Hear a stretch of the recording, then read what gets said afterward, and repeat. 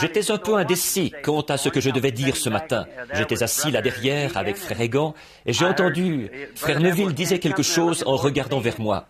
Et j'ai dit à frère Egan, « Est-ce qu'il m'appelle ?» Et il a dit, « Oui, il vous appelle. » Alors me voici sur l'estrade pour dire quelque chose ce matin.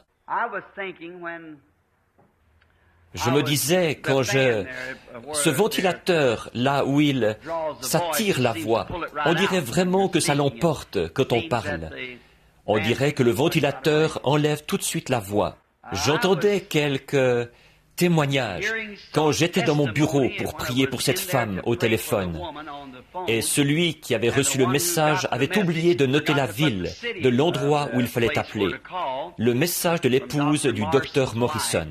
Et je vais simplement vous dire ce que j'ai fait. Pour votre prière, à vous tous et la mienne. J'ai posé les mains sur le téléphone et j'ai montré du doigt le numéro, quel que soit l'endroit où c'était. Et j'ai demandé au Saint-Esprit d'aller vers cette femme. Alors je pense qu'il écouterait ça tout autant qu'il le ferait si nous... Voyez, puis j'ai simplement raccroché.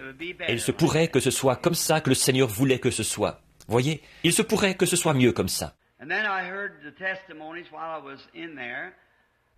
Et alors, j'ai entendu les témoignages pendant que j'étais là. Quelqu'un qui disait que ce Rook avait... Je crois que frère Neville a dit qu'elle avait fait un genre de dépression mentale. Accrochons-nous à Dieu pour ça, en gardant bien ceci à l'esprit. Dieu connaît les siens. Il connaît tout à leur sujet. Est-ce que vous entendez bien, tout au fond? Sinon, il y a des places vides ici à l'avant. Vous pouvez changer de place si vous voulez. Et voyons voir, est-ce que ceci est le micro principal? C'est celui-ci qui est le micro principal? D'accord. On va voir si on peut le rapprocher un tout petit peu. Et si on le plaçait juste ici, Jean? Comme ça, ce sera très bien.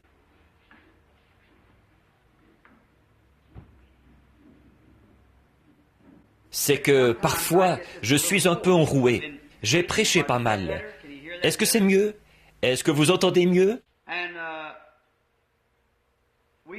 Alors, nous ne manquons pas de penser à ces gens en prière. Et nous voudrions vous signaler que nous avons eu des réunions glorieuses, là-bas à... Est-ce que c'est ce Rook que je vois? Je pensais que c'était elle que je voyais, que j'ai regardé une dame ici qui lui ressemblait. Je me suis dit, je ne suis tout de même pas en train de dire des choses qui ne font pas de sens. Je regardais quelqu'un qui lui ressemblait vers l'arrière. Elle est à l'hôpital St. Edward.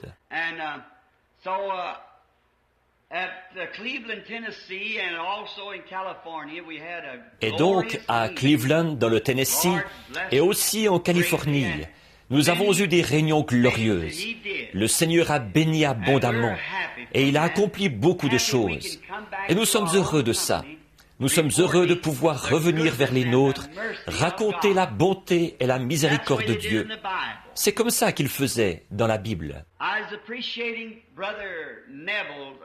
J'ai apprécié la prière de frère Neville ou de frère Biller qui a prié pour les gens en demandant de l'aide et de la miséricorde.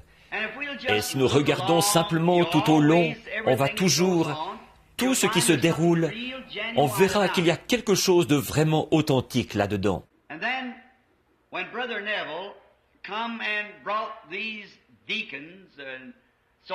Ensuite, quand frère Neville est venu et qu'il a fait avancer les diacres et tout, à l'estrade ici, pour prononcer les bénédictions de Dieu sur l'offrande de l'Église, je l'ai entendu parler dans sa prière à Dieu, de ces hommes, de la façon dont ils priaient les uns pour les autres.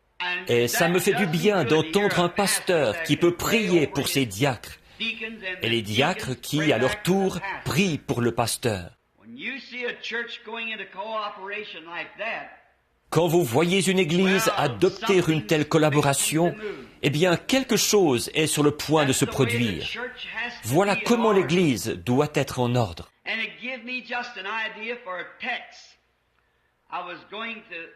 Et ça m'a donné une idée pour un sujet. J'avais l'intention de parler de la bénédiction à Kadès et du refus d'écouter le rapport des espions. Mais alors, je me suis ravisé.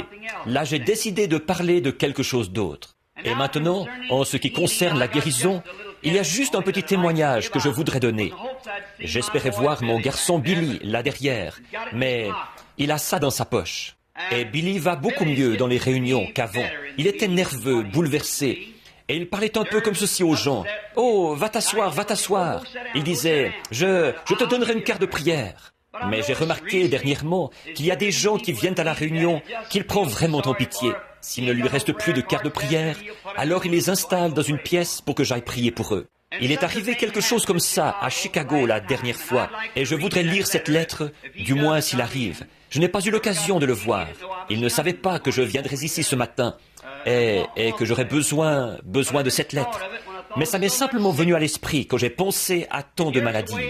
Et voici ce qu'il en est. C'est une lettre recommandée que j'ai lue dans le journal.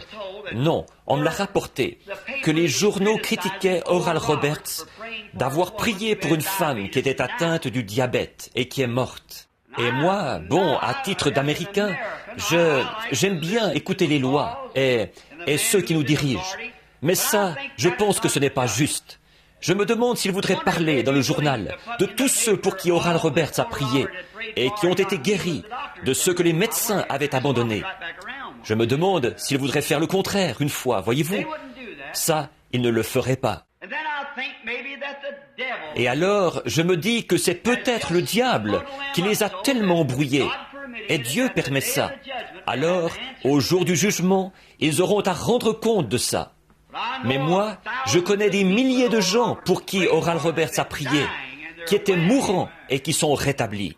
Donc, voyez-vous, ils sont injustes à ce sujet. Ils vont publier leur point de vue, le point de vue critique, mais ils ne publieront pas l'autre point de vue. Or, le journal est censé tenir le public au courant des événements qui se produisent. Je pense que si les êtres humains sont intéressés les uns aux autres, alors, si quelqu'un est guéri, vraiment guéri, tous les journaux des États-Unis devraient publier cet article-là. Mais on ne peut même pas les engager pour faire ça. Non, présentez-leur quelque chose comme ça. Ils vont ricaner et s'en moquer et refuser ça. Par contre, là, s'il y a quelque chose à critiquer, ça prouve simplement que cette nation est prête pour le jugement. C'est vrai.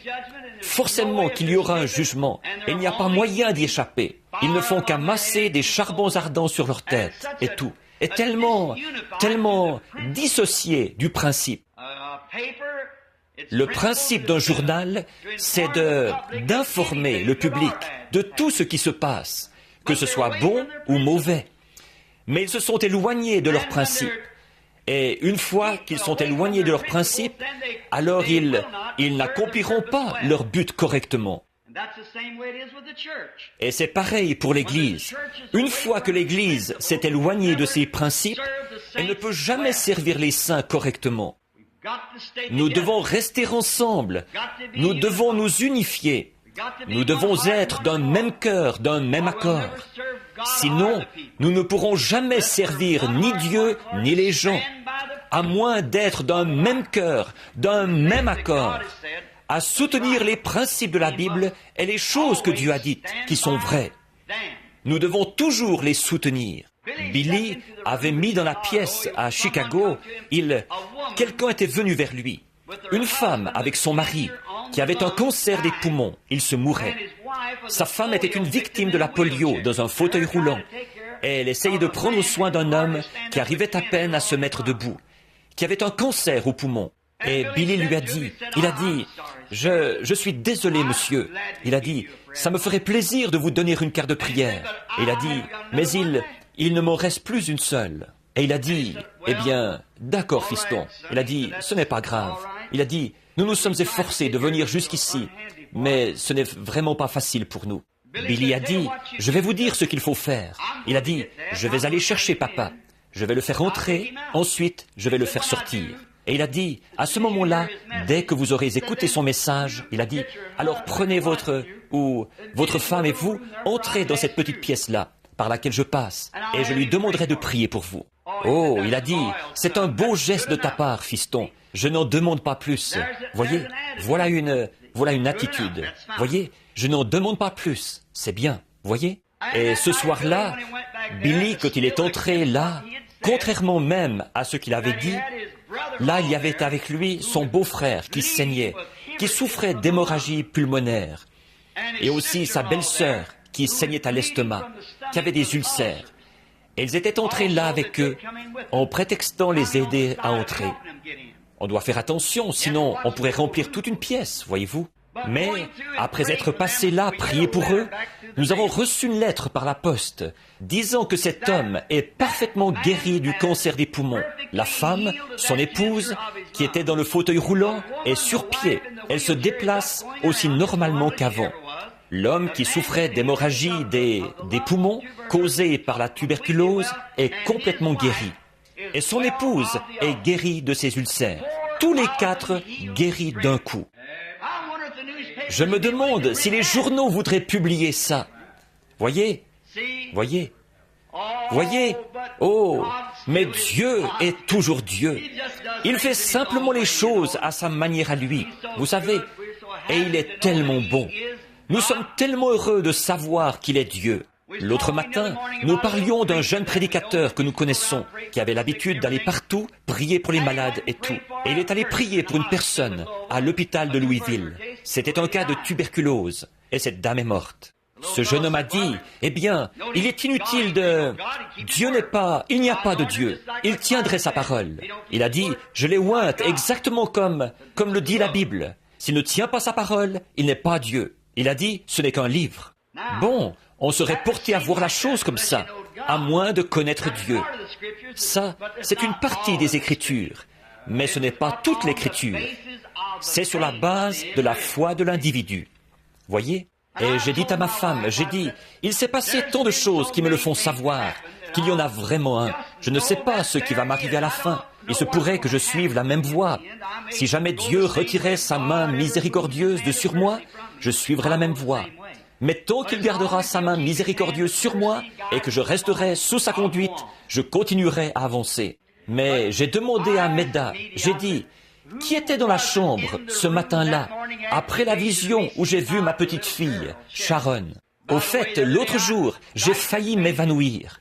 J'étais dans la rue, et vous connaissez mon histoire de la vision où je l'ai vue plus tard. Je regardais, et j'ai vu venir à côté de moi une jeune fille qui descendait la rue, ici, à Jeffersonville, tout à fait identique à cette vision-là. Je n'ai pas pu m'empêcher de serrer mes mains ensemble. Elle ressemblait tellement à la vision que j'avais eue de ma petite Sharon. Là, elle était une jeune femme.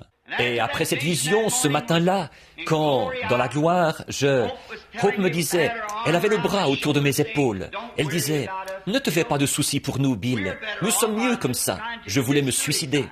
Et elle a dit, ne te fais pas de soucis. Promets-moi que tu ne te feras plus de soucis. Et j'ai dit, je ne peux pas promettre ça, Hope, parce que je me fais du souci. C'est plus fort que moi. Et je suis sorti de la vision. J'étais debout dans cette chambre sombre. Et ce n'était pas une vision, ni une imagination, mais son bras était encore autour de moi. Et elle me tapotait. Je me suis dit, un instant là, ceci n'est pas... À cette époque-là, je ne savais pas comment appeler ça, une vision. J'appelais ça une transe. J'ai dit, ceci c'est... Sa main est encore là. J'ai dit, es-tu ici, Hope? Elle a dit, Bill, promets-moi que tu ne te feras plus de soucis pour moi et Sharon, parce que j'étais au bout de ma route. J'étais sur le point de me suicider. J'ai dit, je te le promets. Elle m'a serré dans ses bras et elle m'a tapoté avec sa main. Et puis, j'ai dit, Hope, où es-tu? J'ai avancé à tâtons jusqu'à ce que j'ai saisi la petite chaîne de la lampe et je l'ai tirée. J'ai cherché partout. J'ai inspecté toutes les chaises pour voir si elle y était assise. Il est Dieu aujourd'hui, tout autant qu'il l'était sur la montagne de la transfiguration, quand Moïse et Élie sont apparus. Il est toujours Dieu. Nous pouvons passer par beaucoup de difficultés et d'épreuves. Souvenez-vous simplement qu'il y a quelqu'un qui sait, qui éclaire le chemin, qui rend la chose réelle. Je ne sais pas ce qu'il y a derrière le rideau, mais je sais une chose, je cours vers le but de la vocation céleste. Tous les jours, j'essaie de vivre pour ce grand événement qui aura lieu un jour, quand je le verrai face à face, et que je raconterai l'histoire, sauvé par grâce. C'est pour ce jour-là que je vis. laissant en arrière les choses qui y sont. Je veux courir vers le but. Continuez simplement à avancer. Je veux que ce tabernacle, maintenant que vous êtes sur pied, je veux que vous continuiez à courir vers le but de la vocation céleste. Quoi que vous fassiez, soyez fermement attachés les uns aux autres. Ayez l'esprit de clan le plus possible, mais en gardant toujours un bras tendu vers l'extérieur pour aller chercher quelqu'un d'autre pour les faire entrer. Mais quant à cette foi que nous prêchons maintenant et pour laquelle nous combattons, ne vous en éloignez pas d'un pouce. En effet, si vous croyez que je suis son serviteur, c'est ceci le programme de Dieu. Ce ne sera jamais dans la majorité, ce sera toujours dans la minorité. Ça a toujours été et ce sera toujours comme ça. Mais souvenez-vous, il est écrit, « Ne crains point, petit troupeau. Votre Père a trouvé bon de vous donner le royaume. » Maintenant, il y a un groupe de fonctions dans notre Église. Diacres, administrateurs, surveillants de l'école du dimanche, pasteurs, selon l'ordre établi dans notre Église. Et c'est vous-même qui avez élu les frères qui occupent ces fonctions et le pasteur. Moi, je suis simplement le surveillant général. Je suis là pour veiller à ce que tout se déroule bien et pour donner des conseils et ainsi de suite. C'est vous qui élisez votre pasteur, qui élisez vos administrateurs, qui élisez vos diacres, qui élisez chaque fonction qu'il y a dans cette Église. C'est vous-même. Et c'est votre devoir de soutenir ces hommes, voyez-vous, car ils commettront des erreurs. Ce sont des mortels, ce ne sont que des hommes, et ils commettront des erreurs. Mais si le président des États-Unis commet une erreur, est-ce qu'on le renvoie comme président? On oublie ça et on va de l'avant. C'est comme ça que nous voulons faire dans notre Église maintenant. Je l'écoutais prier il y a quelques instants pour les diacres et d'entendre là derrière, à la porte, un témoignage des administrateurs, que vous êtes tous d'un même accord. Maintenant, restez comme ça. Maintenant, vous les membres, soutenez ces administrateurs, ces diacres et ce pasteur.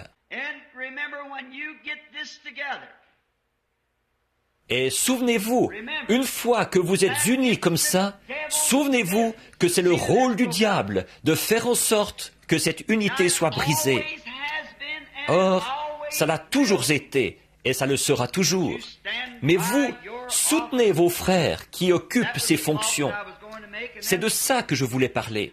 Et puis, j'ai aussi ici quelque chose pour le tableau d'affichage ce matin, concernant les réunions des conseils et les pouvoirs de ceux-ci.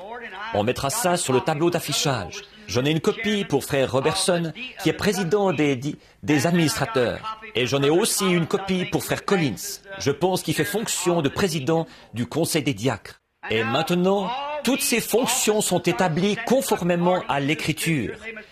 Ils doivent avoir les règles bibliques de ce qu'ils doivent faire. Par conséquent, les administrateurs ont leur fonction à eux, et les diacres ont leur fonction à eux. Le surveillant de l'école du dimanche a sa fonction à lui, et le pasteur est le chef du troupeau. Or, ils ont, selon chacune de ces fonctions, des choses en commun. Alors je pense que vous ne devriez pas avoir vos réunions ensemble, mais séparément selon chaque fonction, parce que les diacres n'ont rien à dire aux administrateurs, à moins d'avoir quelque affaire à leur soumettre. Et vice-versa, les administrateurs sont responsables des finances et de ce qui concerne le bâtiment. Ils n'ont rien à voir avec les diacres. Les diacres sont les policiers de l'Église et les assistants du pasteur, et les administrateurs sont responsables de tous les biens. Les administrateurs n'ont rien à voir avec le côté spirituel, et le diacre n'a rien à voir avec le côté financier. Par conséquent, ça doit être, et le surveillant de l'école du dimanche est responsable de son école du dimanche. Donc, j'ai tout ça rédigé et tapé à la machine pour qu'on le mette sur le tableau d'affichage. Et puis, nous allons aussi mettre dans un cadre la doctrine que défend l'Église et l'afficher. Dans un cadre ici, dans l'Église, ce que nous défendons, les principes, la doctrine de l'Église. Or, pour être une Église, nous devons avoir une doctrine. Nous ne plantons pas de jalons pour dire « nous allons jusque-là, pas plus loin ». Dans la communion fraternelle avec tout le monde, nous allons aussi loin que Dieu nous permettra d'aller, dans ses Écritures, avec les gens. Alors, serrez-vous les coudes, soyez d'un même accord, d'un même cœur, et allez de l'avant pour Dieu.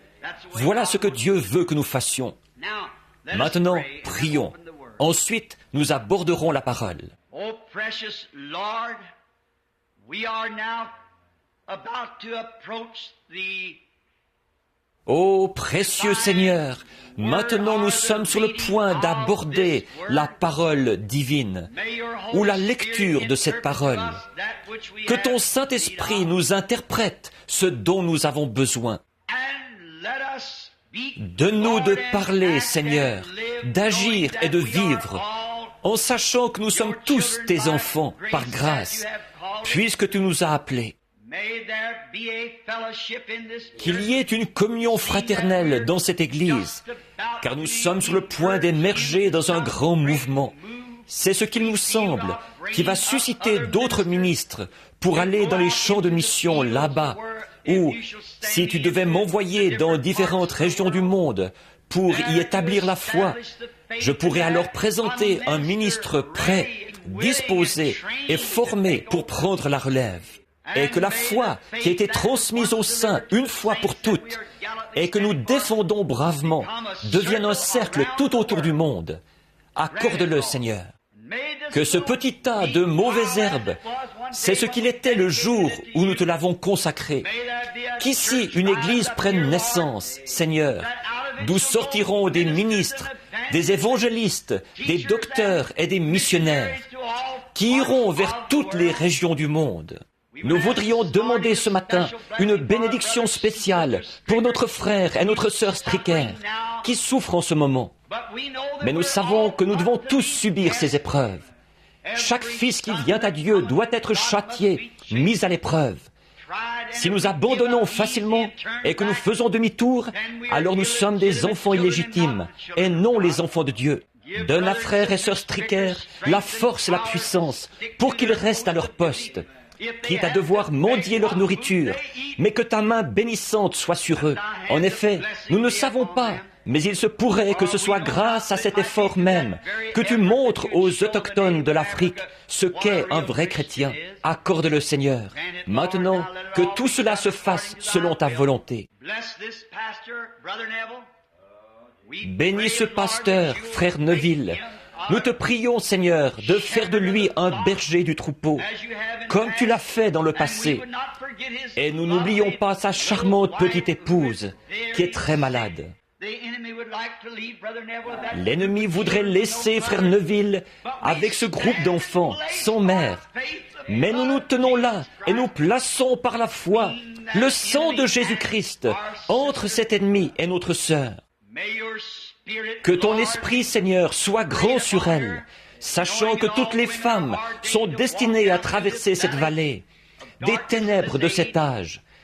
Mais nous te prions d'être avec elle. Bénis ces petits-enfants.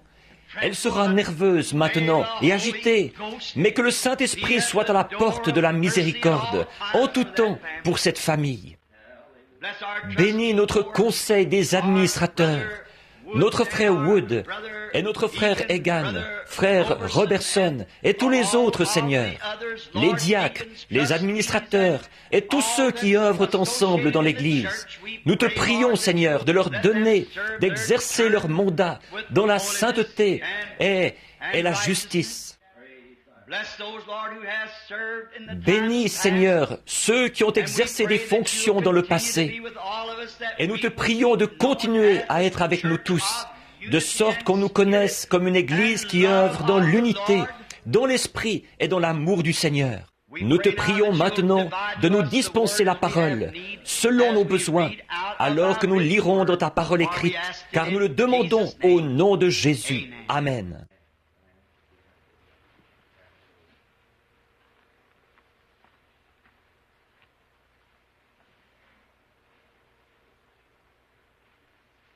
En priant, je pensais, pendant que nous bénissions ou que nous demandions des bénédictions pour notre conseil moderne, notre nouveau conseil des administrateurs et ainsi de suite, je pensais à notre frère Freeman, à frère Dietzmann et à ceux qui sont assis ici, qui ont été de bons collaborateurs précédemment. Nous voulons rendre grâce à Dieu de leur service loyal.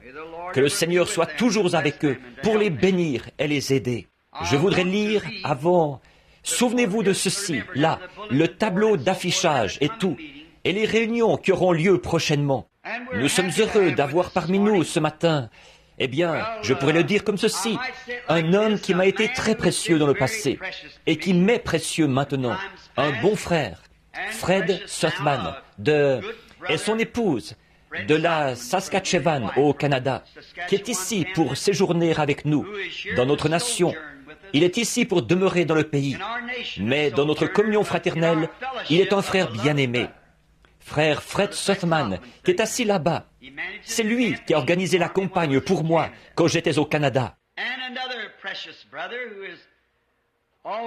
Et un autre précieux frère, qui était aussi autrefois canadien, qui a été un homme d'affaires et qui peut prouver au monde qu'on ne peut pas donner plus que Dieu. Lui et son copain ont créé une fondation dont les fonds sont destinés à la construction de bâtiments ou aux missions étrangères. Une fondation. Ils m'ont fait venir à Oakland pour une réunion et ils ont dit qu'ils avaient l'argent, qu'ils allaient tout parrainer par leur fondation. Frère Fred et moi, nous avions essayé ça avec de l'argent que Frère Fred avait, que je n'avais pas voulu accepter à titre individuel. Et donc, nous avions décidé de donner ça aux Canadiens, de ne même pas ramasser d'offrandes. Mais ça n'a pas vraiment été un succès. Les réunions se sont bien passées. Mais vu que nous n'avions pas ramassé d'offrandes, peu m'importe que l'Église vaille 100 milliards de dollars, on le doit quand même à Dieu de ramasser une offrande. Ça fait partie de l'adoration. Et vous volez ça. Autant je suis contre l'argent et ces choses-là. J'ai découvert que quand un homme a tort, autant admettre qu'on a tort. En effet, frère Fred et moi, nous avons constaté que ça n'a pas vraiment donné un bon résultat. Et frère Borders, quand j'ai quitté frère Fred et que je suis allé vous rencontrer à Oakland, j'ai dit, ne faites surtout pas ça. Faites passer le plateau à offrande, ramassez une offrande, et ce que vous aurez récolté, remettez-le dans votre fondation pour une autre réunion quelque part. Et avant la fin des services, frère Border et ses amis sont venus me dire, tout ce que nous avons mis dans la réunion est déjà recueilli. Et puis, il y a quelques jours, il a organisé une réunion à San José, en Californie, où il a réuni, je pense, 60 ou 70 églises dans la vallée, de toutes les différentes confessions, qui ont toutes collaboré. Nous avons eu une réunion formidable, et nous allons y retourner en novembre. Nous sommes heureux que vous soyez parmi nous, frère Borders et frère Fred, assis là-bas au fond. Ces hommes vous sont peut-être inconnus, à vous, mais ils ont été des frères précieux pour moi, sur les champs de mission. Ils combattent pour la foi que nous défendons. Que Dieu vous bénisse, frères. Nous sommes contents que vous soyez parmi nous ce matin, dans notre petit tabernacle ici. Il n'est pas très beau, mais il y a quelque chose ici. Nous savons que Dieu habite ici, voyez-vous? Alors nous sommes heureux de ça. Et il y a d'autres précieux frères, si j'avais le temps, je les nommerais, qui sont parmi nous aujourd'hui. Maintenant, j'envisage et je prie, c'est que, dans quelques jours, si le Seigneur le veut, je voudrais aller, je me sens conduit, je ne l'ai pas encore annoncé. La prochaine réunion de l'Ohio pourrait être avec frère Sullivan, au terrain de camping très prochainement. C'est seulement un trajet d'une centaine de milles pour aller là-bas, je pense. Jean, quelque chose comme ça. Ce sera un beau voyage, si vous n'avez rien de prévu pour vos vacances, si le Seigneur continue à nous conduire. Un homme très bien. Et nous avons beaucoup d'estime pour frère Sullivan. Beaucoup. Ce n'est qu'un... Il est maire de la ville. Il l'a été. Simplement un ex-maire. Et ce n'est qu'un homme du Kentucky, à l'ancienne mode. C'est tout ce que je peux dire de lui. Quand je l'ai rencontré l'autre jour, tous les deux, nous avons grandi là-bas, dans les montagnes du Kentucky. Il m'a dit, « Est-ce que tu as toujours ton asafétida autour du cou, Billy ?» Maintenant, vous savez qu'il est vraiment du Kentucky. Maintenant, prenons... Je ne dis pas ça pour manquer d'égard envers mes frères du Kentucky qui sont ici, frère Jeffries et les autres. Moi aussi, je suis du Kentucky, vous savez. Je vous dirai une chose que nous sommes. Nous ne sommes pas du Kentucky et nous ne sommes pas non plus américains. Nous sommes des pèlerins et des étrangers. Nous cherchons une ville à venir.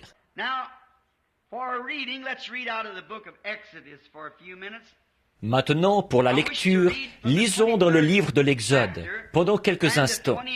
Je voudrais lire au chapitre 23, du verset 20 au verset 23 inclus. Je voudrais tirer un sujet ce matin comme ceci, de ceci plutôt, une délivrance totale. Et je ne parlerai pas longtemps. Là, j'attendais pendant que vous preniez le livre et le chapitre. Voici, j'envoie un ange devant toi pour te protéger en chemin et pour te faire arriver au lieu que j'ai préparé. Tiens-toi sur tes gardes en sa présence. Écoute sa voix. Ne lui résiste point, parce qu'il ne pardonnera pas vos péchés, car mon nom est en lui. Je suis sûr que l'Assemblée sait qui était cet ange. Mon nom est en lui. Et si tu écoutes sa voix, et si tu fais tout ce que je te dirai, je serai l'ennemi de tes ennemis et l'adversaire de tes adversaires.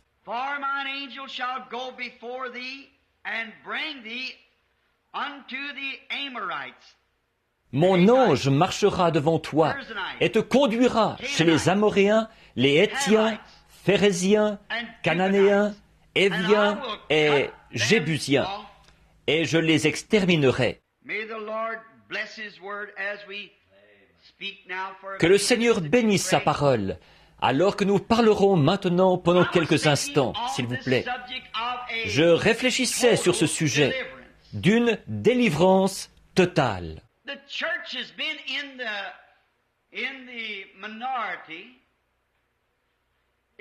L'Église a été dans la minorité. Elle le sera toujours quant aux membres, jusqu'à ce que Jésus vienne. Mais elle vit au-dessous des privilèges que Dieu lui a donnés.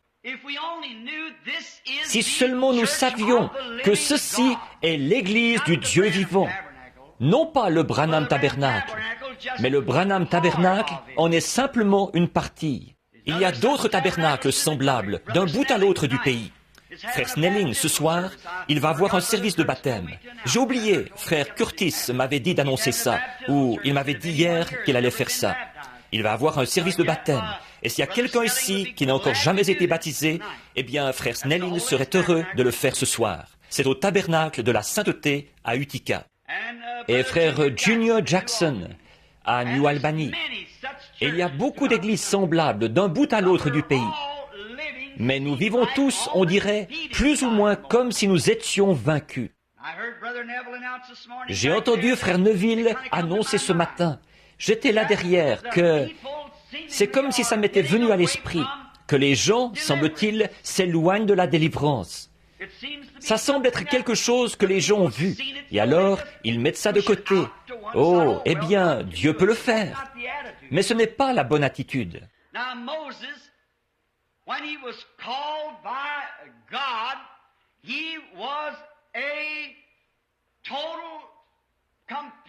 Moïse, là, quand il a été appelé par Dieu, il était un prophète total, complet. Quand Dieu envoie un homme pour faire quoi que ce soit, il l'équipe complètement de tout ce qu'il lui faut.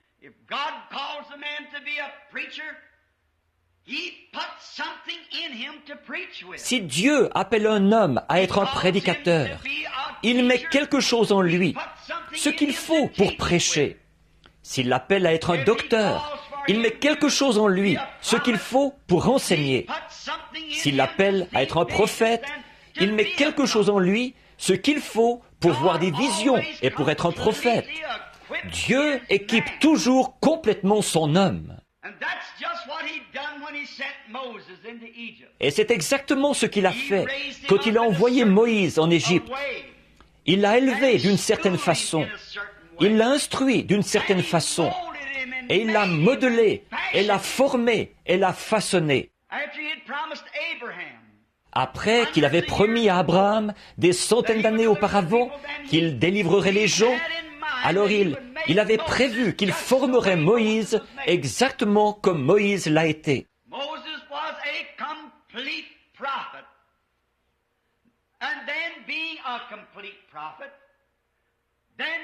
Moïse était un prophète complet.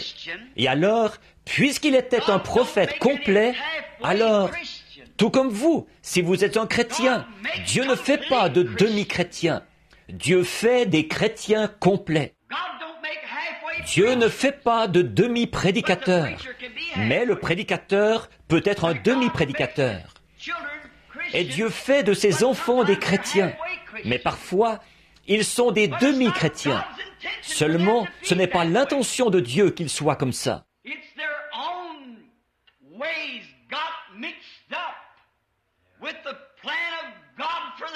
Ce sont leurs propres voies qui se sont mêlées au plan de Dieu pour leur vie. Et c'est pour ça qu'ils sont comme ça. Dieu ne veut pas qu'ils soient des demi-chrétiens ou des demi-prédicateurs, faisant des compromis de part et d'autre, ou il veut qu'ils se tiennent complètement à la brèche.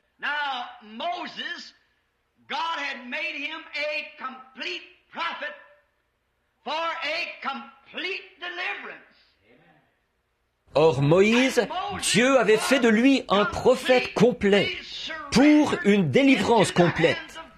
Et Moïse s'était complètement livré entre les mains de Dieu. C'est pour ça qu'il était alors ce qu'il était. Il était tellement complet en Dieu que Dieu pouvait avoir confiance en lui. Je me demande ce matin si, comme chrétiens, nous avons abandonné notre propre volonté et si nous nous sommes complètement abandonnés à Dieu, à tel point que Dieu peut avoir confiance en nous dans la position où il nous a placés. Je me demande ce matin si moi-même je pourrais être tellement abandonné à Dieu que Dieu pourrait avoir confiance en moi, pourrait avoir confiance en Frère Neville, pourrait avoir confiance en notre conseil des administrateurs, en notre conseil des diacres ou aux membres de notre Église. Nous avons tous une place et nous avons un devoir. Le ministre a une place. Son devoir, c'est de se tenir là et de prêcher les richesses insondables de Christ, sans faire de compromis. S'il est appelé à être un prédicateur, il n'usera d'aucun ménagement envers qui que ce soit s'il est appelé à être un prédicateur.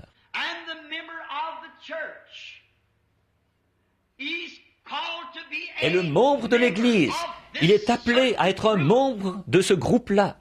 Alors, il ne fera aucun compromis. Si l'Église croit qu'on ne doit pas jouer à des jeux d'argent, alors ce membre ne devrait jamais toucher à un jeu de cartes. Nous ne croyons pas à la boisson. Il devrait tourner la tête complètement de la boisson. Si nous ne croyons pas au jeu d'argent, ni au tabac, le membre de cette Église-là ne devrait jamais toucher à une telle chose. Dieu donne une délivrance complète.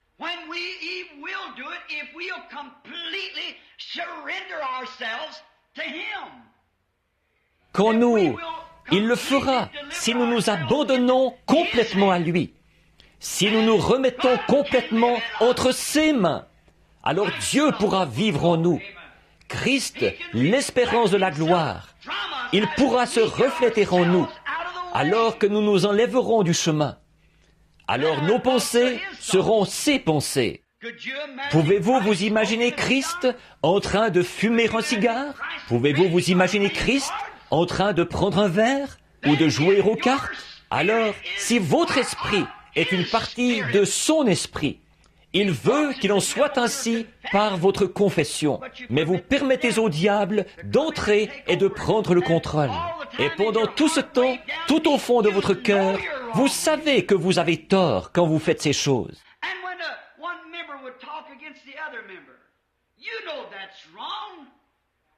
Et qu'un membre dise du mal de l'autre membre, vous savez que c'est mal, ça.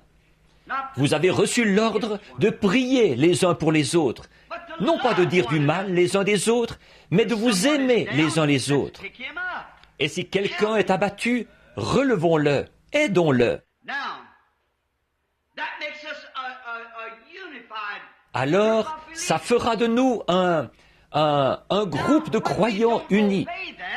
Or, quand nous n'obéissons pas à ça, alors nous n'obéissons pas à Dieu. Et Dieu n'est pas content de nous. Par conséquent, notre Église, nos fidèles ne peuvent pas prospérer. L'Église ne peut pas avancer. C'est parce que nous sommes tous désunis. Comme Jésus l'a dit, Un peu de levain fait lever la pâte. Maintenant, si le conseil de l'Église, ou par exemple les diacres, s'ils venaient dire que nous devrions, s'ils pensaient que nous devrions construire un nouveau tabernacle, si c'est le vote des diacres, et si on a consulté les administrateurs et qu'ils n'ont pas l'argent pour le faire, alors ils auront un programme de construction, comme ce que nous avons maintenant. Ensuite, c'est présenté à l'Assemblée générale, comme on devrait être. Toute l'Église être souveraine. Puis, si l'Église vote en faveur du nouveau tabernacle, alors nous devrions tous ensemble collaborer à la construction de ce nouveau tabernacle. Franchement, moi-même, quand ils m'ont parlé d'un nouveau tabernacle, j'étais contre cette idée-là. C'est vrai. J'ai dit, nous n'avons pas vraiment besoin d'un nouveau tabernacle. Je vais probablement partir d'ici très bientôt, puisque le Seigneur, si ce qu'il m'a montré se réalise, qu'avons-nous besoin d'un nouveau tabernacle? Nous n'avons pas l'argent pour ça. Ensuite, je suis venu et j'ai considéré le sentiment de l'Église, que l'Église, en majorité, semblait vouloir ça. Alors, qu'est-ce que j'ai fait? J'ai sacrifié mes propres idées et je me suis rallié à l'Église. Bien sûr, faisons-le. Si, c'est comme ça que nous tirons au sort. C'est comme ça que c'était au temps biblique. C'est comme ça que l'Église votait. La souveraineté, les groupes de gens, ils se réunissaient. L'union fait la force. Et donc j'ai dit, certainement, si c'est ce que l'Église veut, si c'est ce que Dieu veut, il a plus autorité par le vote de tout un groupe de gens que par moi. Parce que je n'ai aucune vision pour dire que ça ne devrait pas être. Alors, nous nous rallions à l'Église et nous avançons avec l'Église. Et je donne mon appui à ça pour faire tout ce que je peux, voyez-vous, pour donner un coup de main à l'Église. Ça devrait être le motif de chaque chrétien et de chaque personne dans l'Église. C'est de nous unifier et de nous serrer les coudes. Ce pourquoi l'Église vote, c'est ce que nous devrions soutenir. Alors, disons par exemple qu'on veut modifier quelque chose dans l'Église. Eh bien, alors si les administrateurs veulent ça, si quelqu'un d'autre veut ça, les diacres, s'ils veulent modifier quelque chose, on présente ça devant l'Église. Alors, l'Église réunit. Et si notre idée là-dessus semble un peu différente de celle de l'Église tout entière, sacrifions cette idée, parce que c'est le seul moyen par lequel nous pouvons rester unis. Et si cette Église continue seulement à avancer comme maintenant, et si elle s'unit, Dieu, il n'y a pas de limite à ce qu'il accomplira. Si nous nous serrons les coudes, nous devons nous serrer les coudes. C'est comme ça que nous voulons être, tellement complets les uns avec les autres, et alors tellement complets entre les mains de Dieu. Et puis, nous devons avoir un homme dont nous croyons qu'il prêche la parole de Dieu. Si cet homme ne le fait pas, alors prenez quelqu'un qui le fait vraiment. Voilà la position que nous devons avoir. Si le conseil des administrateurs ne veut pas soutenir ce qui est juste, alors c'est votre devoir d'élire quelqu'un qui défendra ce qui est juste. Et après avoir fait ça, soutenez-le. C'est à vous d'y voir. Soutenez-le. Et tous ensemble, nous défendons une seule cause, c'est Dieu. Si un membre commet une erreur, ne le repoussez pas. Aidez-le. Relevez-le. Réunissez-vous. Ayez un entretien les uns avec les autres. Voilà ce que l'Écriture dit. Quand nous commettons une erreur, allons auprès de Dieu. Avant d'aller auprès de Dieu, nous devons aller auprès de la personne que nous avons offensée. J'ai dû faire ça dernièrement. Je sais que j'avais mal agi. J'avais menti. J'avais incité ma femme à mentir. Je crois que je vous en ai parlé, ici à l'église. C'était il y a quelques jours, il n'y a pas longtemps, il y a à peu près 6 semaines de ça. Les avocats m'avaient tellement perturbé avec cette enquête que je ne savais plus trop où j'en étais. Je venais de rentrer du bureau pour dîner. Le numéro de téléphone privé a sonné et Meda est allée répondre au téléphone. Elle a mis sa main sur le combiné, elle a dit « C'est encore les avocats ». J'ai dit « Je ne pourrai pas endurer une autre soirée de ça. On dirait que je suis en train de perdre la tête. Je perds la raison.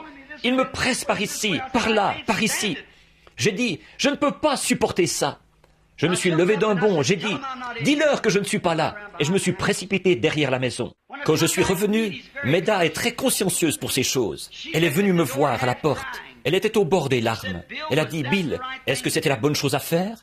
Vous savez comment vous êtes. Je sais comment moi je suis. J'ai dit, bien sûr, je n'étais pas ici à ce moment-là.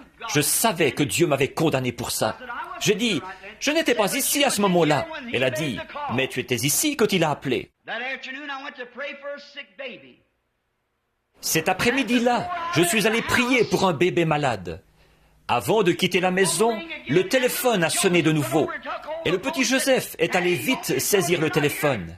Et il a dit, « Papa, tu veux que je leur dise que tu n'es pas là ?» Voyez-vous comme le péché corrompt? Quel genre de famille on aurait là à la fin?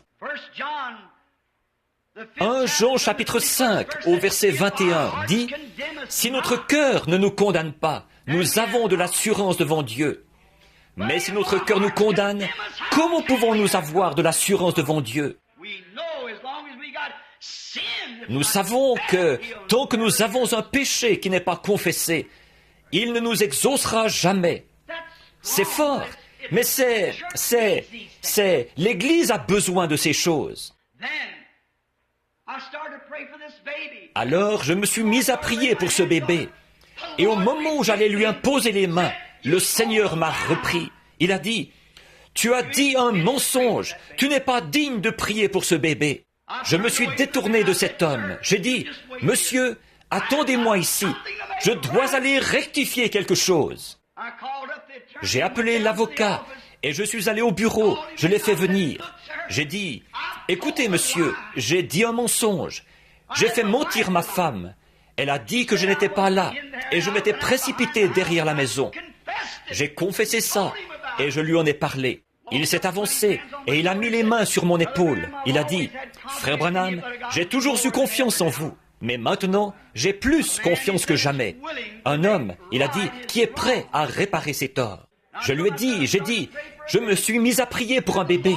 Et le Seigneur me condamnait vraiment dans mon cœur, parce que je savais que j'avais mal agi. Alors, le lendemain, ma femme m'a dit, « Où vas-tu ?» J'ai dit, « À ma caverne. » Et je suis allé à ma caverne, au nord de Charlestown, là où je vais depuis des années.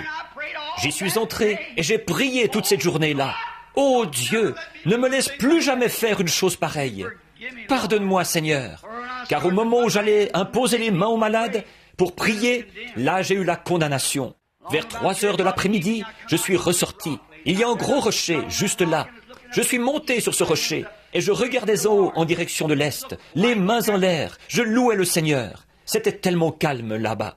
Et j'ai dit, « Seigneur, si seulement une fois, tu as passé près de Moïse. Il a dit que c'était quand tu l'avais caché dans le creux du rocher, que ça ressemblait au dos d'un homme. J'ai dit, « Voudrais-tu le faire de nouveau, Seigneur, pour me faire savoir que je suis pardonné ?» Et j'ai dit, « Si tu veux bien m'aider et me mettre quelque chose à l'esprit. » J'ai dit, « Seigneur, je ne suis pas très fort mentalement, parce que je n'ai pas d'instruction. » J'ai dit, et j'essaye de te servir. Tu connais mon cœur. Et je n'aurais pas dû faire ça. Je ne voulais pas faire ça. On aurait dit que j'étais en train de perdre la tête, tellement j'étais nerveux. Et j'ai fait ça sous l'impulsion du moment, quand Satan m'a pris au piège. J'ai dit, si tu m'as pardonné, alors permets-moi de te voir, Seigneur. Dieu est mon juge, juste à côté de moi, dans un petit coin des buissons. Il y a eu comme un vent qui s'est mis à soulever un tourbillon. Il est venu directement le long de la paroi de la caverne, là où j'étais, et il est reparti à travers les bois. Oh frère, une paix qui surpasse toute intelligence m'a envahi. Et j'ai crié, j'ai pleuré, j'ai poussé des cris. Je sais que mes péchés m'ont été pardonnés. Voyez-vous, j'étais désuni d'avec Dieu. Je ne pouvais pas obtenir la délivrance de ce bébé. Et le lendemain même, un homme qui était venu du Chicago, un homme remarquable, un catholique nouvellement converti, les valvules de son cœur avaient enflé comme une chambre à air gonflée. Et on voulait les inciser depuis longtemps. C'est ce qu'on voulait faire, mais il ne le leur permettait pas. Finalement, il a obtenu un entretien. Ces entretiens, on reste là jusqu'à ce qu'on ait découvert ce qui ne va pas. Et cet homme venait à peine d'entrer que le Saint-Esprit a remonté dans sa vie. Et il en a ressorti quelque chose qu'il avait fait quand il était enfant de cœur à l'Église catholique. Il a dit, c'est la vérité, c'est la pure vérité. Il a dit, voulez-vous dire que c'était retenu contre moi? J'ai dit, C'est la seule ombre que je vois dans votre vie. Il est reparti et il a dit au médecin, il a dit, très bien, préparez tout maintenant, nous allons avoir l'opération. Le médecin a dit, nous allons vérifier de nouveau ce vieux cœur. Et quand il l'a examiné, il a dit, vous n'avez pas besoin de cette opération. Voyez, si notre cœur nous condamne, nous voulons une délivrance complète. Nous ne voulons pas être une demi-église. Nous voulons être une vraie église ou pas une église du tout. Nous voulons être des vrais chrétiens ou pas des chrétiens du tout. Nous voulons une délivrance totale de nos habitudes, de nos péchés, de nos mauvaises pensées, de nos mauvaises actions, de notre négligence, de tout ce que nous avons fait. Nous voulons une délivrance totale pour que, quand les gens entreront dans cette église, pour qu'on prie pour eux, il n'y ait que ce petit groupe qui ne dépassera peut-être pas 100 ou 200 personnes assis ici, mais ils seront complètement entre les mains de Dieu. Et quand nous prierons, alors Dieu nous exaucera des cieux. Dieu veut quelqu'un qu'il pourra tenir dans sa main, quelqu'un dont il pourra dire, j'ai confiance en lui. Mon serviteur malade que voici, je peux l'envoyer au Branham Tabernacle, à Jeffersonville. Ce groupe de gens-là est d'un même accord. Quelque chose se produira. Eh bien, regardez ce qu'il fait pour nous dans l'état où nous sommes. Qu'est-ce qu'il ferait si nous étions d'un même cœur et d'un même accord? Le seul moyen pour nous d'y arriver, c'est d'unifier nos cœurs dans l'amour fraternel, d'obéir aux frères qui occupent des fonctions dans l'Église, et au pasteur, et le pasteur d'obéir à Dieu. Alors Dieu agit à travers le pasteur, à travers le conseil, jusque dans l'Église. Et tous ensemble, nous formons un seul bloc pour le royaume de Dieu. Alors Dieu exaucera quand nous aurons un groupe unifié. Ne laissez rien vous nuire. Ne vous effrayez de rien. Or, voilà le genre de personne que Dieu a destiné à prendre le pays. Moïse était complet. C'était un homme qui ne faisait pas de compromis. S'il y avait du remue-ménage, des querelles et autres, il ne faisait pas de compromis. C'est ce que Dieu veut de nous maintenant. Pharaon voulait consentir. Il a dit, Moïse, vous pouvez tous partir, mais alors laissez vos enfants ou laissez certains de vos troupeaux ici. C'est comme ça que le diable veut qu'un chrétien vienne. Il n'y a pas de mal à ce que tu adhères à l'Église, mais ne pardonne jamais à Jones. Il n'y a pas de mal si tu peux y apporter, si tu peux aller. Tu n'as pas à renoncer au tabac, à la boisson, au mensonge, au vol, aux critiques, à la médisance. Tu n'as pas à renoncer à ça.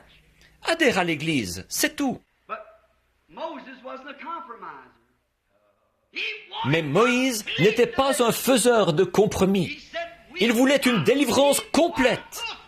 Il a dit, nous ne laisserons pas un seul ongle ici. Nous prendrons tout ce qui nous appartient quand nous irons adorer l'Éternel. Voilà comment devrait être l'Église. Nous prendrons la justice, nous prendrons la sainteté, nous prendrons le Saint-Esprit. Nous prendrons un groupe unifié quand nous irons à l'autel. Nous serons un vrai groupe. Nous ne laisserons rien derrière nous. Nous prendrons tout. Il ne restera pas un seul ongle ici. Vous savez, des gens peuvent prier de telle sorte que le diable soit obligé de lâcher prise. C'est comme ça que Moïse et son groupe ont fait. Ils sont arrivés là et ils se sont mis sous le sang. Vous avez remarqué, il n'y a pas eu de délivrance totale tant qu'ils ne se sont pas mis sous le sang. Moïse lui-même, il était unifié à Dieu, mais Israël ne l'était pas. Il y avait encore du péché. Il murmurait contre Moïse et il disait, « Pourquoi fais-tu ça? Tu nous attires plus d'ennuis. » En effet, Pharaon doublait la quantité de briques qu'il devait faire et tout.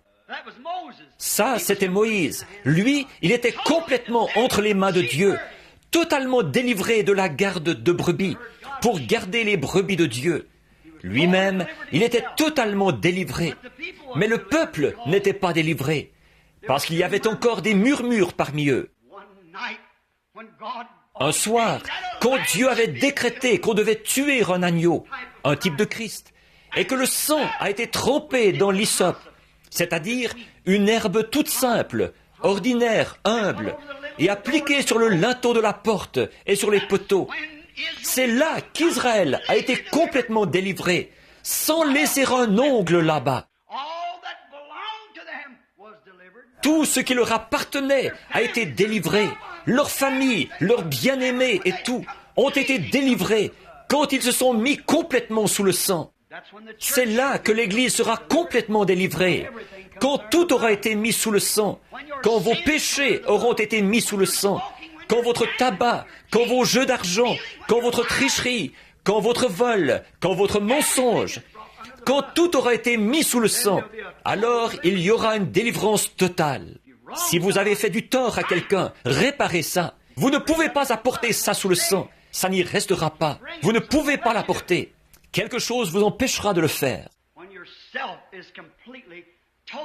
Quand votre moi aura été complètement, totalement mis sous le sang, il y aura une délivrance totale. Alors vous connaîtrez une liberté que vous n'aviez jamais connue auparavant. Quand tout aura été mis sous le sang, soumis au royaume de Dieu, alors il y aura une vraie délivrance. Jesus was completely, totally man. He could cry like a man. He could eat like a man. Jésus était complètement, totalement homme. Il pouvait pleurer comme un homme. Il pouvait manger comme un homme. Il pouvait être fatigué comme un homme. Il était complètement, totalement homme dans son être physique. Et dans son esprit, il était complètement, totalement Dieu. Alors, il a soumis sa chair à l'esprit qui était en lui. Voyez-vous, il a été tenté de toutes les manières, comme nous. Il était un homme, pas un ange. Il était un homme. Il a eu des désirs et des tentations, exactement comme nous en avons. La Bible dit. Il était un homme, pas un ange au-dessus de la tentation. Hébreux 1 dit qu'il a été, Hébreux 1:4 dit qu'il a été abaissé au-dessous des anges. Il était homme, complètement homme. Alors Dieu a pris un homme complet pour produire une délivrance totale. Et il l'a rempli de son esprit. Le Saint-Esprit était en lui sans mesure. Et il a été tenté comme nous avons été tentés. Il était complètement Dieu. Il l'a démontré quand il a ressuscité les morts, quand il a arrêté la nature, les mers mugissantes et les vents violents. Quand il a parlé aux arbres et tout, ils lui ont obéi. Il était Dieu à l'intérieur. Et il aurait pu être un homme, car il était effectivement un homme. Mais il s'est totalement et complètement remis comme homme entre les mains de Dieu pour être au service de Dieu. Et il est notre exemple. Nous sommes des hommes et des femmes. Nous sommes aussi des chrétiens. S'il est notre exemple, remettons-nous complètement entre les mains du Saint-Esprit, afin d'être des sujets du royaume de Dieu. Il était totalement homme, il était totalement Dieu, mais il a abandonné ses parties naturelles et ses parties physiques, sa propre pensée, ses propres actions, ses propres soucis, et je fais uniquement ce qui est agréable au Père. Voilà, totalement délivré des êtres humains. Les sacrificateurs sont venus vers lui. Les grands hommes, ils disaient, « Rabbi, telle et telle chose. » Et ils ont essayé de l'acheter pour qu'il adhère à leurs affiliations et à leur dénomination. Mais il a été totalement délivré parce qu'il s'était confié en Dieu. Le psalmiste n'a-t-il pas dit, « Tu le délivreras, car il s'est confié entièrement en moi. » Voyez, je délivrerai mon unique des chiens parce qu'il s'est confié en moi. À l'heure où nous arriverons à la fin du voyage de la vie, c'est ce que je désire pour la mienne. Je sais que c'est ce que vous désirez pour la vôtre. Je désire qu'ils disent, « Je le délivrerai des mâchoires de la mort, car il s'est confié en moi. Je le délivrerai de la tombe, le matin de la résurrection. Je le délivrerai totalement, âme, corps et esprit, parce qu'il s'est confié en moi. Toutes les œuvres de Jésus étaient complètes. Tout était complet. Il délivrait totalement. Il a totalement délivré le lépreux de la lèpre. Il a totalement délivré la femme à la perte de sang, de sa perte de sang. Il a totalement délivré le monde du péché quand il est mort au jour de l'expiation. Il a totalement délivré tout péché. Il a délivré l'Église. Alors, nous n'avons pas besoin d'être des gens qui vivent au-dessous de leurs privilèges. Nous n'avons pas besoin de vivre dans un état de défaite, parce qu'il a vaincu le diable. Et il a pris toutes les dominations et les autorités, et les a assujetties sous ses pieds. Alors, elles n'ont aucun droit légal de régner sur vous. Nous sommes des chrétiens remplis du Saint-Esprit. Nous n'avons pas à laisser le diable nous imposer sa volonté. Christ nous a délivrés, une délivrance totale. Il nous a délivrés du mal, il nous a délivrés du péché, il nous a délivrés des habitudes, il nous a délivrés du commérage, il nous a délivrés des propos injurieux, il nous a délivrés de toutes sortes de saletés. Il nous a totalement délivrés et il nous a mis dans ses saintes mains une délivrance complète, totale. Il a délivré nos maladies, il nous a délivrés de la maladie. En effet, nous avons un titre de propriété incontestable qui nous donne droit à ça. Alléluia! Car il a été blessé pour nos transgressions. Par ses meurtrissures, nous avons été guéris. Il est notre guérisseur. C'est pourquoi cette pauvre petite femme, victime de la polio, qui essayait de prendre soin d'un mari qui se mourait du cancer, est entrée dans les sphères de la présence de Dieu. Elle avait la foi. Elle, les médecins avaient fait tout ce qu'ils pouvaient. Alors elle a suivi les instructions de Dieu et elle a été totalement délivrée. Les disciples ont eu une délivrance totale, une délivrance absolument totale. Pourquoi? Parce qu'ils étaient complètement et totalement remplis du Saint-Esprit. Quand vous n'êtes qu'un membre d'église qui a serré la main du pasteur, ou qui a eu une petite expérience, comme de sauter, de pousser des cris, de parler en langue, ou quelque chose du genre, et vous avez encore de la méchanceté dans votre cœur, des comportements bizarres, de dire des mensonges, de fumer la cigarette, de convoiter les femmes, il y a quelque chose qui ne s'est pas encore produit. Il y a quelque chose qui ne va pas.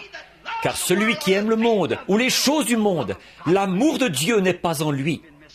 On vous a induit en erreur. C'est à leurs fruits que vous les reconnaîtrez. Nous voulons tous ensemble nous unifier au Saint-Esprit. Tous les membres devraient s'unifier les uns aux autres. L'amour de Dieu est répandu dans nos cœurs par le Saint-Esprit. Il nous purifie de toute iniquité. Nous sommes délivrés des choses du monde. Jésus a dit, « À ceux-ci tous connaîtront que vous êtes mes disciples, si vous avez de l'amour les uns pour les autres. » Quand un membre aime tellement l'autre membre qu'il donnerait sa vie pour lui. Quand une vilaine chose commence, que le monde extérieur, certaines femmes viennent vous dire, « Mais voyons donc ma chère, ça vaudrait mieux pour toi que tu fasses ceci, ou que tu fasses cela, que tu portes ceci, que tu fasses cela, ou que tu fasses ceci, et que tu sors de cette bande d'exaltés, ou ainsi de suite comme ça. » Nous sommes tellement unifiés à Dieu. Vous dites, eh bien, frère Branham, c'est une tentation très forte. Mais c'est pour ça que Christ est mort. Le diable est vaincu. Nous voulons une délivrance totale. Nous voulons une église qui est pure, propre, sans mélange, lavée dans le sang de l'agneau et remplie du Saint-Esprit, avec des signes, des prodiges et des miracles. Délivrez totalement chacun. Dieu bien-aimé, tu n'acceptes que des choses qui sont totalement délivrées. Tu ne pourrais pas recevoir un sacrifice qui a un défaut. Tu ne recevrais jamais la prière d'une personne qui a du péché quelque part dans sa vie. Tu ne pourrais tout simplement pas faire ça, Seigneur. Tu ne l'as pas fait dans les âges passés et tu ne peux pas le faire aujourd'hui. Mais il faut que le sacrifice soit sans défaut.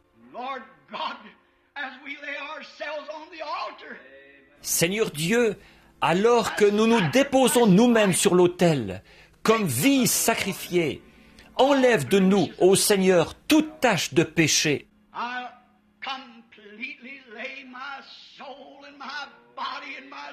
Je dépose complètement mon âme, mon corps, ma force, mes efforts, avec cette Église ce matin sur l'autel. Purifie-nous par ton sang et pardonne-nous tous les péchés que nous avons commis. Et que le glorieux Saint-Esprit demeure en nous en abondance. Et que sa présence nous accompagne en quittant ce tabernacle ce matin, si bien que nous saurons en nous-mêmes qu'il nous a pardonnés. Alors la prière sera « Pardonne-nous nos offenses, comme nous aussi nous pardonnons à ceux qui nous ont offensés. » Accorde-le, Seigneur.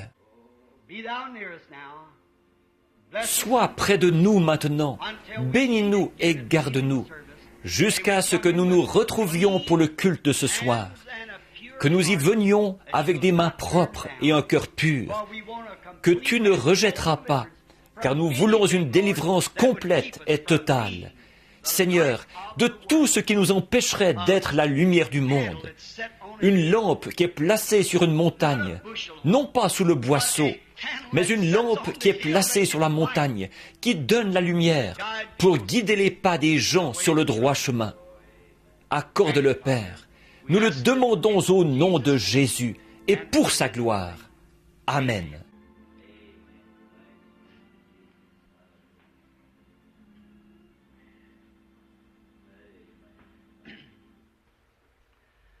Je vais demander à Doc. Je pense qu'il est là-bas au fond, ou à l'un des diacres qui est présent, pour que l'Église puisse lire ceci. Doc, viens mettre ça sur le tableau d'affichage, pour que l'Église puisse voir ça en sortant. Et puis, Frère Collins, s'il est ici, est-ce que Frère Collins est ici? Donne-lui l'autre.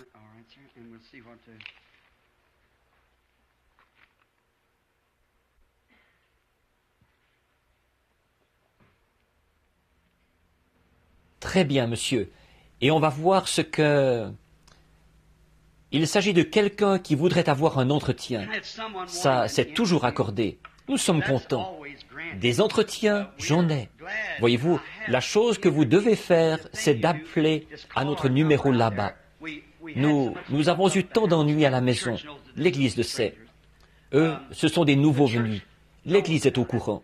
On devrait mettre un petit bout de... Ça aussi, je vais demander qu'on affiche ça dans l'église, pour ceux qui viendront. Voyez-vous, il y en a tellement que nous ne pouvons pas nous occuper de tout le monde, mais on les prend un, par numéro. Voyez, et nous, si vous voulez seulement composer, Butler 21519, Butler. Et n'importe quel membre qui voit quelqu'un qui a un besoin, je suis toujours content de voir les gens. Mais nous avons une méthode habituelle. Il y a des gens qui ont déjà appelé, plusieurs, voyez-vous, et nous les faisons passer un à un au fur et à mesure qu'on avance. Alors, il y a... Autrefois, on faisait ça un peu au hasard, n'importe comment. On passait, on sautait, les gens rentraient chez eux déçus et tout. Maintenant, ils ont tout mis vraiment en ordre. Et c'est de ça que nous essayons de parler maintenant, voyez-vous, de tout mettre en ordre, de façon parfaite. Et je serais content de voir ces chers gens, s'ils veulent seulement composer Butler 2, 15, 19, 1, 5, 1, 9. Et M. Mercier ou M. Gaude, l'un des deux, répondra au téléphone et vous dira exactement quand vous pourrez avoir un rendez-vous. Nous avons un local là-bas, climatisé et prêt pour qu'on puisse y recevoir les gens et prier pour eux. Nous ne demandons pas mieux que de faire ça. Maintenant, la raison pour laquelle je ne viens pas à l'église, les gens pensent que je cherche à m'éloigner des gens. Ce n'est pas ça. J'essaie précisément d'être tout à fait en ordre. Voyez, c'est ce que je veux être. Je ne veux pas faire exception de personne. Chaque personne, n'importe qui, n'importe où, n'importe quand, voyez-vous, la couleur, le credo n'ont rien à voir là-dedans. On va là-bas et on rencontre les gens. Et s'ils ont un besoin, on reste là avec Dieu, jusqu'à ce qu'on ait la solution. Pour tout ce qui concerne des réunions, s'ils veulent savoir quelque chose, bien sûr, on s'en occupe. Puis, on classe ça. Pour ça, c'est uniquement la conduite du Saint-Esprit. Et c'est, comme ça, je pense que c'est juste. Ça met tout le monde sur un pied d'égalité. Ainsi, c'est sans exception de personne. Sans exception. Est-ce qu'il y a des gens qui étaient venus pour qu'on prie pour eux ce matin, qui étaient malades et qui voulaient qu'on prie pour eux? Très bien, il n'y en a pas. Alors, chantons ce bon chant pour l'adoration. Qu'est-ce que nous pouvons chanter ce matin? Qu'est-ce qui peut effacer mon péché? Tu connais ça, Teddy? Rien d'autre que le sang de Jésus. Qu'est-ce qui peut... Bon, très bien. Vous voulez prier pour elle maintenant? Je vais prier pour cette dame. Imposez les mains à cette femme-ci. Voudriez-vous courber la tête avec moi? Alors, tranquillement, là. Dieu bien-aimé, il y a une dame qui est très malade. Notre sœur présente son corps, même pour enlever un cancer des autres, à se tenir à la brèche pour les autres. Mais tu l'as délivrée de ça, Seigneur, il y a quelques jours, quand ces choses ont été connues. Donne-lui simplement de découvrir ça elle-même. Alors, Seigneur, elle saura que ça vient de toi. Je lui impose les mains et j'implore ta miséricorde pour cette autre femme qu'elle représente. Que la grâce de Dieu, la puissance du Saint-Esprit, s'il y a quoi que ce soit de mauvais dans notre cœur, Seigneur, révèle-le-nous d'abord, puis nous irons réparer ça. Alors nous saurons que nous avons trouvé grâce devant Dieu, que nous sommes en paix avec Dieu, que nous recevrons ce que nous demandons, parce que nous n'avons aucune condamnation. Accorde-le, Seigneur. C'est au nom de Jésus que je prie. Amen. What can wash away my sin? Nothing but the blood of Jesus. Oh, what can make me whole again? Nothing but the blood of Jesus. Oh, precious is the blood. Makes me white as snow. No other fount I know. Nothing but the blood of Jesus. Combien sentent que tous leurs péchés sont sous le sang? Chantons-le avec nos mains levées maintenant. What can wash away my sin? Nothing but the blood of Jesus. Oh, what can make me whole again? Nothing but the blood of Jesus. Maintenant, comme nous baissons les mains, serrons la main de ceux qui sont autour de nous. Precious is the scroll that makes me white as snow. No other found I know. Nothing but the blood of Jesus. You love him? L'aimez-vous? Amen. Oh, how I love Jesus. Oh, how I love Jesus. Maintenant, tenez-vous-en à ça, là. Tout le monde, accrochez-vous à Dieu.